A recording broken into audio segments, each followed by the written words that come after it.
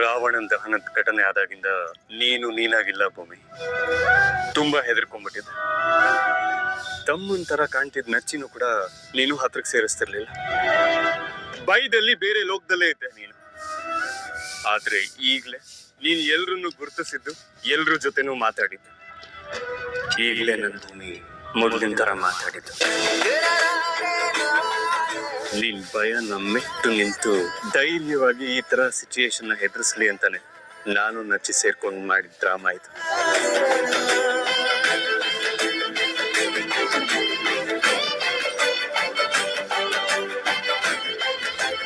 ದಯವಿಟ್ಟು ಎಲ್ಲರನ್ನ ಕ್ಷಮಿಸ್ಬಿಡಿ.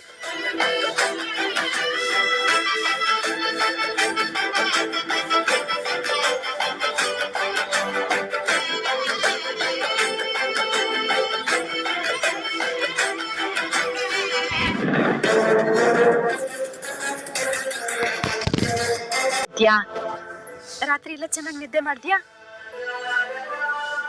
ಅತ್ತೆ ಅವರೆಲ್ಲಿ? ಅಜಿತನಾ ಬೇಗ ಬರ್ತೀನಿ, ಭೂಮಿನ ಜೋಪಾನವಾಗಿ ನೋಡ್ಕೊಮ್ಮ ಅಂತ ಹೇಳಿ ಸಪ್ಕಿನ್ ಜೊತೆ ಎಲ್ಲೋ ಹೊರಗಡೆ ಹೋದ.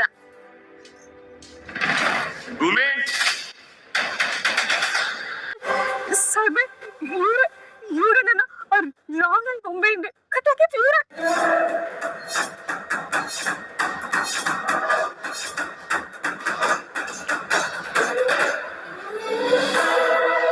ಅವತ್ತು ಇವರಿಬ್ರೆ ಭೂಮಿನ ಹೇಳ್ಕೊಂಡು ಹೋಗಿ ಬಾಯಿ ಮುಚ್ಚಿ ಅವಳನ್ನ ಕಟ್ಟಾಕಿ ಸಾಯಿಸಕ್ ಪ್ರಯತ್ನ ಪಟ್ಟಿದ್ರು.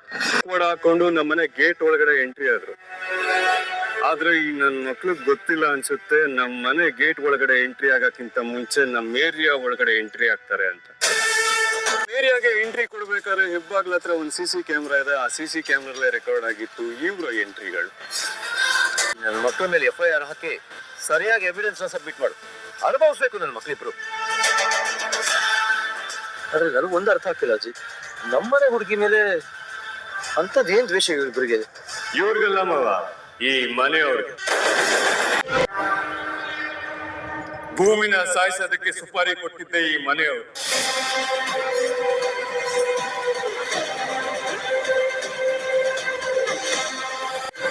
ನಂಗೇನು ಇವರಿಬ್ರು ಸುಳ್ಳು ಹೇಳ್ತಿದ್ದಾರೆ ಅಂತ ಅನ್ಸುತ್ತೆ ಕದ. ಅಲ್ಲೋ, ನಮ್ಮನೇಲಿ ಯಾರು ಈ ತರ ಕೆಲಸ ಮಾಡೋಕ್ ಸಾಧ್ಯ? ಭೂಮಿ ನಮ್ಮನೆ ಮಗಳು, ಅವಳನ್ನ ಯಾರು ಸಾಯಿಸ್ತಾರೆ?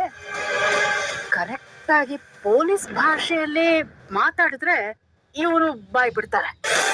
ನೀವ್ಯಾಕೆ ಇಷ್ಟೊಂದು ನರ್ವಸ್ ಆಗ್ತಿದ್ದೀರಾ? ಇದು ನಿಮ್ ಕೆಲ್ಸ ಅಲ್ಲ ತಾನೆ?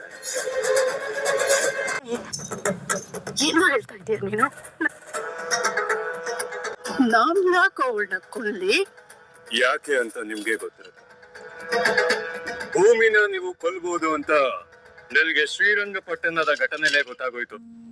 ದಾಟಿ ಕಣ್ ತಪ್ಪಿಸ್ತಿರೋ ರೀತಿ ನೀವೇ ಅಪರಾಧಿ ಅಂತ ಹೇಳ್ತಿದ್ದೆ.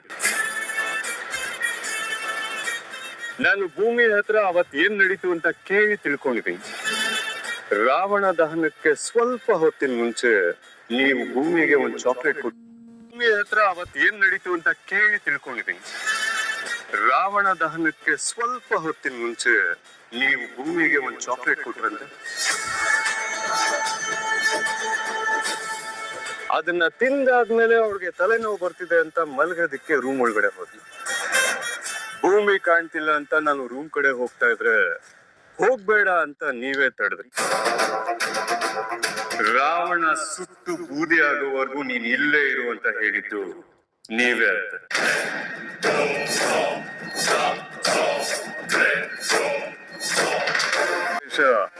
ರಾವಣನ ಗೊಂಬೆ ಪೂರ್ತಿ ಸುಟ್ಟೋಗ್ಲಿ ಅನ್ನೋದಷ್ಟೇ ಆಗಿರ್ಲಿಲ್ಲ, ಜೊತೆಗೆ ಭೂಮಿ ಕೂಡ.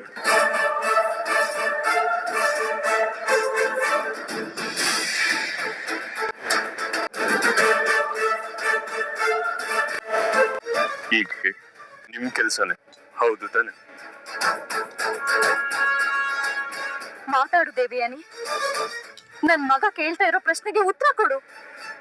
ದೇವ್ಯಾನಿ, ಇದು ನಿಜ ಅಂತ ಏನಾದ್ರೂ ಆದ್ರೆ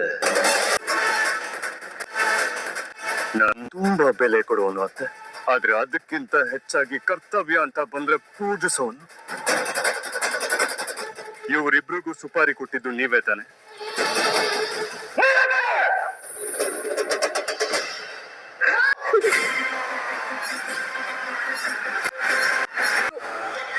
ಭೂಮಿಗೆ ಚಾಕ್ಲೇಟ್ ಕೊಡ್ಸಿದ್ದು ಮಾಮೆ, ಆದ್ರೆ ಅದನ್ನ ಅವಳು ಕೊಟ್ಟಿದ್ದು ನಾನು. ಭೂಮಿನ ಸಾಯಿಸಕ್ಕೆ ಸುಪಾರಿ ಕೊಡ್ಸಿದ್ದು ನಾನೇ. ಅಯ್ಯೋ!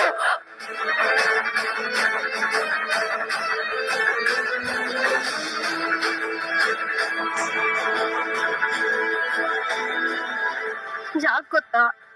ನಿನ್ನನ್ ಮರೆಯೋಕಾಗ್ದೆ. ನಾನೇ ಕೆಲಸ ಮಾಡಿಸಿದ್ದು ಅಂತ ಮಾಮಗ್ ಗೊತ್ತಾಯ್ತು. ಅದಕ್ಕೆ ನನ್ನನ್ ಬಚಾವ್ ಮಾಡಕ್ಕೆ ಒದ್ದಾಡ್ತಿದ್ರು. ನೀವು ಮನೆಗೆ ಮಸಿ ಕಲಿಯ ಕೆಲಸ ಮಾಡ್ತಿದ್ಯಾನೆ.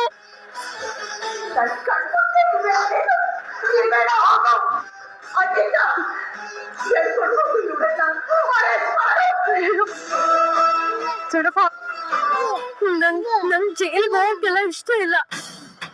ನನ್ನ ಅಪ್ಪನ ಮುಖನೇ ನೋಡಿಲ್ಲ. ನೀವು ನನಗ ಅಪ್ಪ ದೊಡ್ಡಪ್ಪ ಎಲ್ಲ. ದಯವಿಟ್ಟು ನನ್ನ ಕಾಪಾಡಿ ದೊಡ್ಡಪ್ಪ, ಪ್ಲೀಸ್. ಪ್ಲೀಸ್.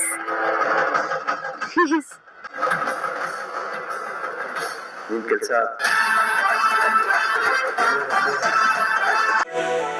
ಏಯ್ ನಚ್ಚಿ, ಈ ಚಿಕ್ಕ ಹುಡುಗರ ತರ ಪದೇ ಪದೇ ವಿಡಿಯೋ ಕಾಲ್ ಏನು? ನಾನು ಬಿಸಿ ಇದ್ದೀನಿ, ಆಮೇಲೆ ಮಾಡ್ತೀನಿ ಇಡು. ಬ್ರೋ, ಒಂದ್ ನಿಮಿಷ ನನ್ ಮಾತ್ ಕೇಳು. ಅವತ್ತು ರಾವಣ ದಹನದ ದಿನ ಅದಕ್ಕೆ ಹೀಗಾಯ್ತು ಅಂತ ನೀನ್ ಒಂದ್ ನಿಮಿಷನು ಕಣ್ರೆಪ್ಪೆ ಮುಚ್ಚದೆ ಅದಕ್ಕೆನ ಕಾಪಾಡ್ಕೊಂಡ್ ಬಂದಿದ್ಯಾ. ಒಂದ್ ನಿಮಿಷನೂ ನಿದ್ದೆ ಮಾಡಿಲ್ಲ. ಕಣ್ ಹೇಗ್ ಕೆಂಪಾಗಿದೆ ನೋಡು. ಅಲ್ಲ, ಕಣ್ಣುರಿ ಬರ್ತಾ ಇಲ್ವಾ ನಿಂಗೆ ನಿದ್ದೆಗೆಟ್ಟು?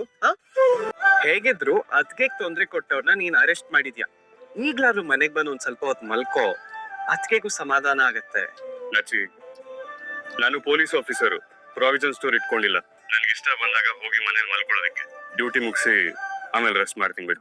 ನೀನು ಈಗ ಒಬ್ಬ ಗಂಡನಾಗಿ ಪೊಲೀಸ್ ಆಫೀಸರ್ ಆಗಿ ಏನ್ ಮಾಡ್ಬೇಕು ಅದನ್ನ ಮಾಡಿದ್ಯಾ. ಈಗ ನಾನು ಒಬ್ಬ ಡಾಕ್ಟರ್ ಆಗಿ ನಾನು ಹೇಳೋ ಮಾತನ್ನ ಕೇಳು ಪ್ಲೀಸ್ ಕಣೋ. ಭೂಮಿ, ಅಂಜು ಪರವಾಗಿ ನಾನ್ ಕ್ಷಮೆ ಕೇಳ್ತೀನಿ. ಪ್ಲೀಸ್ ಅವಳನ್ನ ಕ್ಷಮಿಸ್ಬಿಡು. ಚಿಕ್ಕ ಹುಡುಗಿ, ಗೊತ್ತಿಲ್ಲದೇನೋ ಮಾಡ್ಬಿಟ್ಟಿದ್ದಾಳೆ. ಅದು ಎಲ್ಲಿವರೆಗೂ ಮುಟ್ಟುತ್ತೆ ಅನ್ನೋ ಅರಿವು ಅವಳಿಗೆ ಇರ್ಲಿಲ್ಲ. ಪ್ಲೀಸ್ ಪುಟ್ಟೆ.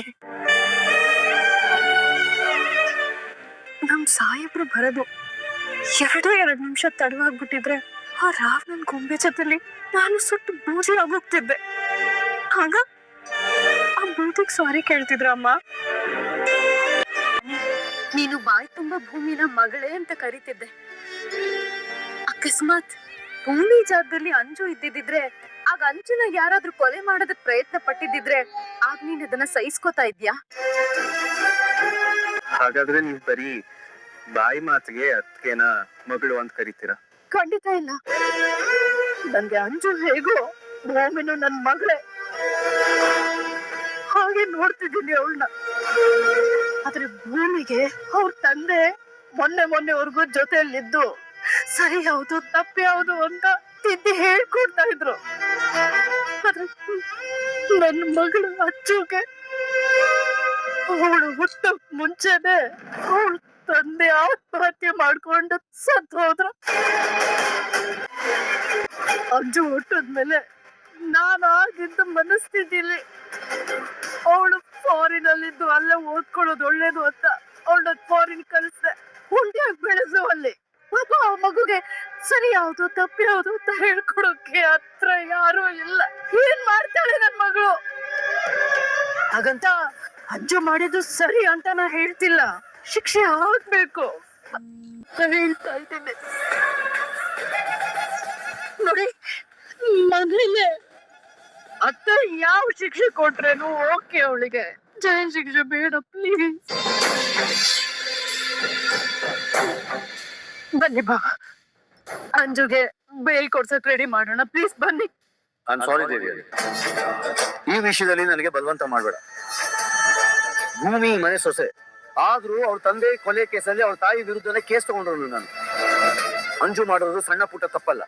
ಕೊಲೆ ಮಾಡೋದಕ್ಕೆ ಪ್ರಯತ್ನ ಪಟ್ಟಿದ್ದಾಳೆ. ಅವ್ಳು ಮಾಡಿರೋ ತಪ್ಪಿಗೆ ಅವ್ರಿಗೆ ಶಿಕ್ಷೆ ಆಗ್ಲೇಬೇಕು. ನಾನು ಬೇಲ್ ಕೊಡ್ಸಲ್ಲ ಅಷ್ಟೇ. ನೀವಾದ್ರೂ ಹೇಳಿ ಬಾವಂಗೆ ಬೇಲ್ ಕೊಡ್ಸಕ್ ಹೇಳಿ ಅತ್ತೆ ಪ್ಲೀಸ್. ಅತ್ತೆ ಅತ್ತೆ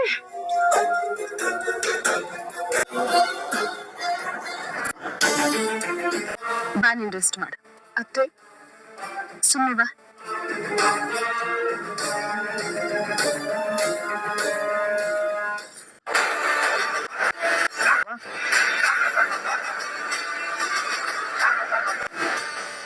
ನಿಮ್ಮ ತಮ್ಮನ ಸಾವಿಗೆ ಕಾರಣನೇ ನೀವು.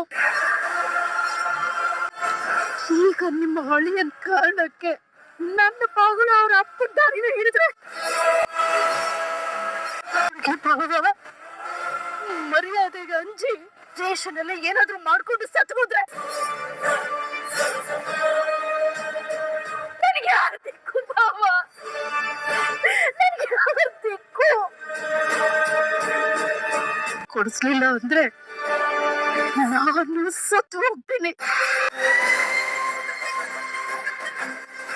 ಯೋಚನೆ ಮಾಡಿ ಬಾವಾ, ಅವತ್ತು ನಿಮ್ಮ ತಮ್ಮನ್ನ ಉಳಿಸೋಕೆ ನಿಮ್ಗೊಂದು ಅವಕಾಶ ಇತ್ತು, ಆದ್ರೆ ನೀವು ಉಳಿಸ್ಲಿಲ್ಲ ಅವ್ರನ್ನ. ನನ್ನ ಮಗಳನ್ನ ಅನಾಥರನ್ನ ಮಾಡ್ಬಿಟ್ರಿ. ಇವತ್ತು ನಿಮ್ಗೆ ಅವಕಾಶ ಇದೆ ಬಾವಾ, ಯೋಚನೆ ಮಾಡಿ. ಇಲ್ಲ ಅಂದ್ರೆ ಈ ಮನೆಯಲ್ಲಿ ಇನ್ನೂ 2 ಜೀವಗಳು ನಿಮ್ಮಿಂದಾನೇ ಹೋಗುತ್ತೆ. ಅದು ನಾನು, ನನ್ನ ಮಗಳು. ನನ್ ಬಿಟ್ಕೊಡಿ.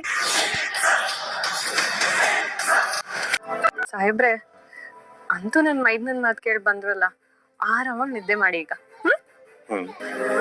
ಮತ್ತೇನೋ ಊಟಕ್ಕೆ ಬಸ್ಬೇಡ, ನಾನೇ ಹೆಸರು ಆದ್ಮೇಲೆ ಮಾಡ್ತೀನಿ.